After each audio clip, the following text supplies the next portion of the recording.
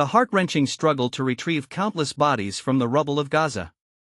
It has been labeled as one of the most challenging recovery efforts witnessed in contemporary armed conflict, highlighting a tragic reality that calls for our attention. As ongoing negotiations for a fragile ceasefire in Gaza unfold, Palestinians find themselves confronted with the monumental task of sifting through an astounding 61 million tons of debris, an amount that is 20 times greater than all the rubble produced by conflicts in the region since 2008. Beneath this destruction, an estimated 10,000 individuals are believed to lie buried, awaiting recovered dignity. In exclusive interviews with multiple families in Gaza who are fervently searching for their missing loved ones, The Guardian also connected with members of the Palestinian Civil Defense. This organization plays an integral role in emergency responses and rescue operations within the affected areas. Visual evidence, including photographs and videos, coupled with data, brings to light the sheer magnitude of the impending recovery operations that demand immediate attention. Map showing the estimated quantity of debris in Gaza. https://interactive.goam.co.uk/uploader/embed/2025/10/rubble-sip/give-32554Z5130 So far, rescue squads have had to depend on basic tools such as shovels, pickaxes, wheelbarrows, rakes, and hoes, along with their bare hands. However, their requests to Israel for permission to introduce excavators and heavier machinery to aid in their operations have gone unanswered. Dr. Mohammed Al-Mugher, who leads humanitarian support and international cooperation for the civil defense, expressed, "The whole world has observed the equipment that was allocated to retrieve the bodies of Israeli hostages, employing bulldozers and excavators. We, too, urgently require the same equipment to locate our bodies." The Gaza Ministry of Health and Civil Defense puts the number of individuals still trapped beneath the rubble at around 10,000. Some experts speculate this figure could rise to as high as 14,000. According to the Health Ministry, 472 bodies were recovered within the first 16 days of the ceasefire and sent to hospital morgues for identification. Notably, this count does not encompass the 195 bodies that Israel repatriated to Gaza in connection with the ceasefire agreement. Chart showing the number of casualties arriving at Gaza's hospital morgues.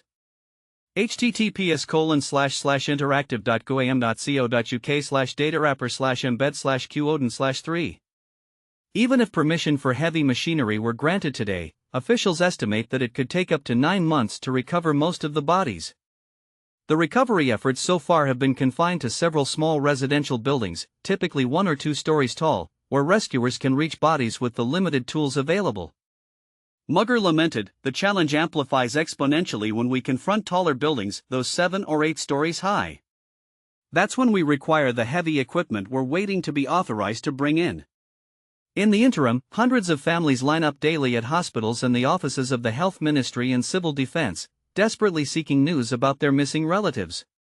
Mugher revealed that upwards of 30 families search for assistance each day at the Civil Defense headquarters in Gaza City alone. 1 year later, still trapped beneath the rubble. On October 29, 2024, an Israeli airstrike caused the 5-story house in Beit Lahia, the residence of Aya Abu Nasr's extended family, to collapse. "Most of my family stayed on the ground and first floors," Aya, who was 26, recounted. "I lost 5 siblings, 2 brothers and 3 sisters, along with their families. Over 100 members of my extended family perished in that strike, and approximately 50 of them remain under the rubble even today, a full year later." Aya expressed her struggle to recover the bodies, noting that they are scattered between the ground and first floors of the collapsed structure. Retrieving them without heavy machinery, she stated, appears impossible. Since the war's onset, civil defense authorities have reported hundreds of missing person filings.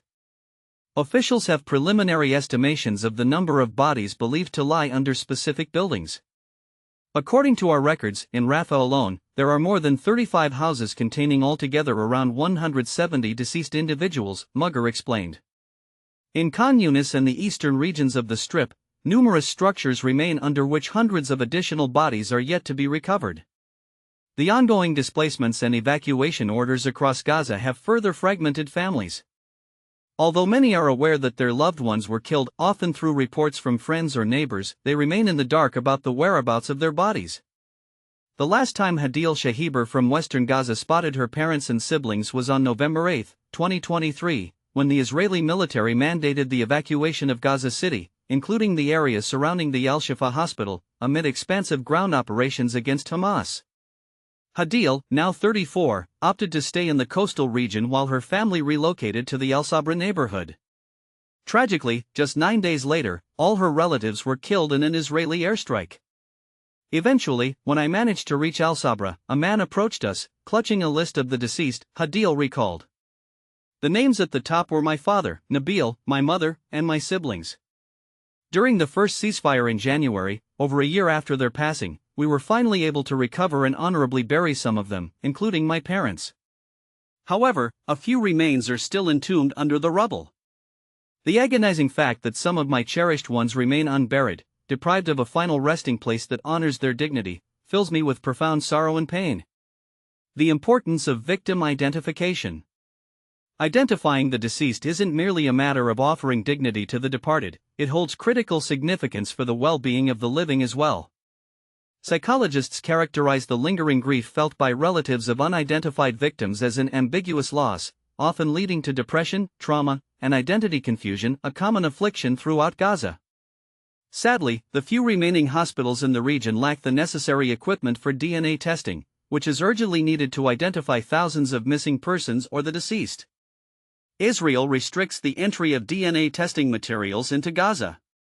As a result, many forensic doctors encounter significant challenges in identifying victims, especially given the advanced state of decomposition of numerous bodies. During a ceasefire facilitated by the U.S., Israel returned 195 bodies of Palestinians to Gaza in exchange for the remains of 15 hostages held by Hamas. Disturbingly, many of these bodies were blindfolded, bound at the limbs, or showed signs of gunshot wounds.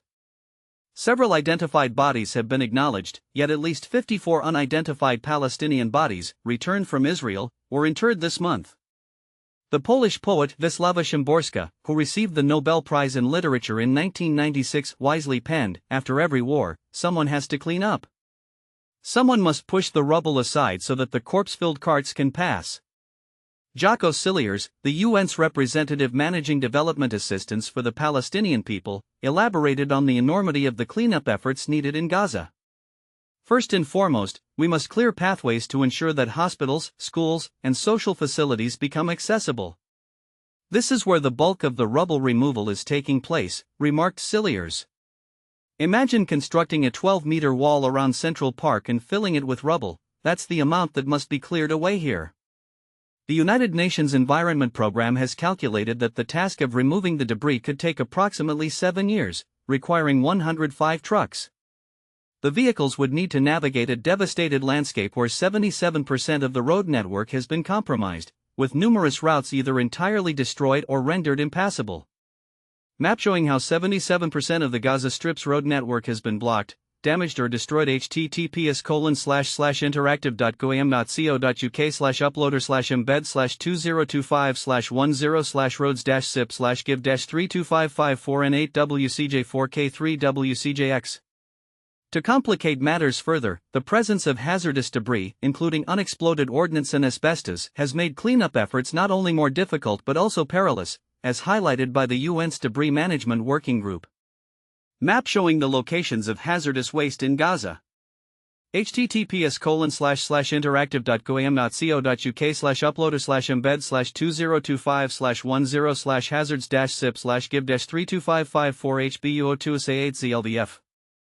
Since October 2023, the United Nations Mine Action Service has documented 147 incidents related to ordnance amidst the rubble, resulting in 52 fatalities and hundreds more injuries. Luke Irving, the UNMA's program chief, elaborated, "The current risk lies in the fact that with the ceasefire in place, individuals will attempt to return to where their homes and businesses once stood, which is completely understandable. Yet, as they start to move debris, if heavy fighting has occurred in that vicinity, they may uncover explosive devices." Chart showing the number of deaths and injuries reported to the United Nations Mine Action Service. https://interactive.goam.co.uk/datawrapper/embed/SCU0V/8. At present, hopes for a sufficiently comprehensive debris clearing operation in Gaza and a return to any semblance of normal life have repeatedly been thwarted by persistent Israeli strikes. The territory of Gaza now resembles a mosaic of concrete ruins and